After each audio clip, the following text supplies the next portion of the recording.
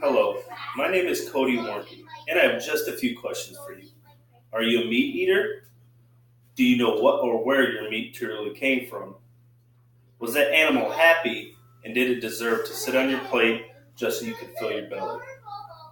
During this speech, I would like to take the time to enlighten you on some of the issues involved with eating meat and why tissue culturing, although not an entirely new process, is still such an innovative but yet necessary process we should adopt into our everyday lifestyles, especially when it comes to our meat consumption.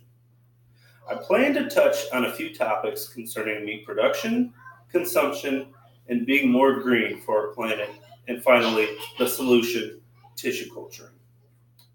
The topics included today are the deplorable conditions that animals live in before being slaughtered for unnecessary meat consumption, the negative impacts the animal that is raised causes to our environment, such as greenhouse gases, water, and other resource depletion, and the answer to our problem, tissue culturing.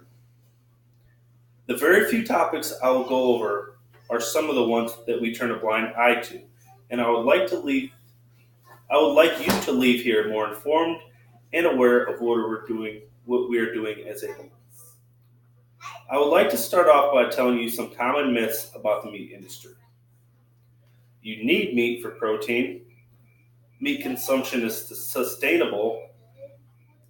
Animals are treated humanely before being processed. Drinking cow's milk is the only way to get enough calcium. And finally, grass fed beef is better for the planet. None of these are true. I would like you to close your eyes for a second and imagine living in an overcrowded, usually dark dwelling where each day you are packed together so tightly that you cannot move, but rather you have to stand in your own urine, feces, and amongst the rotting bodies of other animals within the same pen. Day after day until you are dragged into a bloody room where you see and hear others like you being killed, knowing that you are next. It sounds like the plot to the next major horror movie, not the way our meat is processed. During my research, I've noticed a few similarities between slaughterhouses and German concentration camps. A few pictures. Animals are taken against their will, as were the Jews, a lot of times separated from their mothers shortly after they were born. They were put into crowded, disgusting, subpar living conditions. Again, another similarity to the Jews that barely sustain them until they fulfill whatever needs we as humans and finally they're fulfilled. They are killed usually by way of having their throats cut, being clubbed, or in the most humane way by driving a rod into the animal's head, which last time I checked, humane meant having compassion or benevolence, which seems to be the opposite of getting a rod through your head.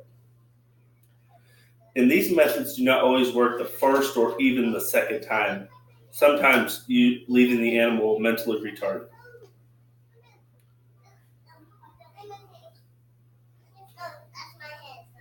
After the initial slaughtering method is administered, the animals are usually hoisted by a leg while bleeding out, and sometimes the animal flails and screams, all the while other animals are waiting and watching.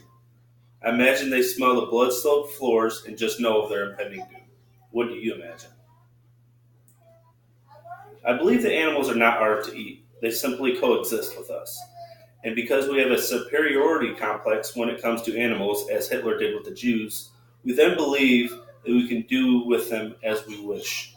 Do you think this is morally justified? Why do humans choose to do this? Why do we impose our wills on others just because we can? I understand that the hunters and gatherers hundreds of years ago may have had to kill animals to survive, but we have evolved and this is no longer the case. It's not good for the animals, it's not good for us humans, and it's definitely not good for the planet, or what's left of it. This brings me to my last topic, the environment. According to Brian Walsh, At Time magazine, 40% of the world's land surface is used for the purposes of solely keeping us fed, and a 2006 report from the Food and Agricultural Organization estimated that livestock were responsible for nearly 20% of human-caused greenhouse gases. These figures are just a sneak peek into the impact that meat consumption has on our planet. Now that we've seen all the bad, let's talk about the solution: tissue culture.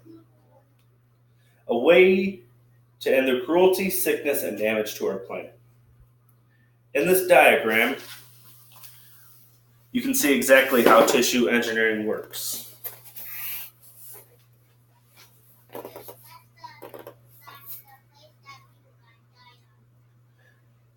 An article from Jim Jones, who is a global food inspection technical manager, wrote this, and you can see how it works. Once tissue has been extracted, technicians collect stem cells from within the tissue and drastically multiply them. The fibers then bulk into what is known as muscle tissue. From there, fats, connective tissue, and color are added to resemble the burger that we know.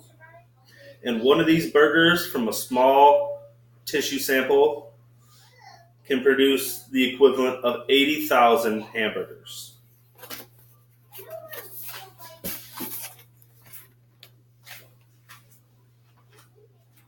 Now that we have covered the harm we are doing to animals, the impact we are having on our planet, and a solution, I urge you to implement a more plant-based diet into your lives and help me turn things around. Thank you.